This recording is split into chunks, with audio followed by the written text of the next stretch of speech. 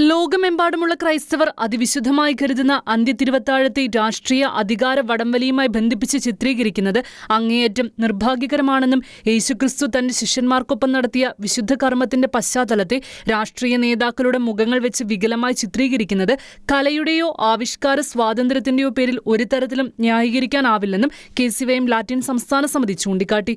രാഷ്ട്രീയത്തിലെ ഗ്രൂപ്പ് വഴക്കുകളും അധികാര തർക്കങ്ങളും ചിത്രീകരിക്കാൻ മതപരമായ ചിഹ്നങ്ങളോ വിശുദ്ധ ഗ്രന്ഥത്തിലെ സന്ദർഭങ്ങളോ ഉപയോഗിക്കുന്നത് തെറ്റായ രീതിയാണ്. ഇത്തരം നടപടികളിലൂടെ ജനാധിപത്യപരമായ സംവാദങ്ങളിൽ മാധ്യമങ്ങൾ പുലർത്തേണ്ട സാംസ്കാരികവും ധാർമ്മികവുമായ മര്യാദകളാണ് ലംഘിക്കപ്പെടുന്നത്.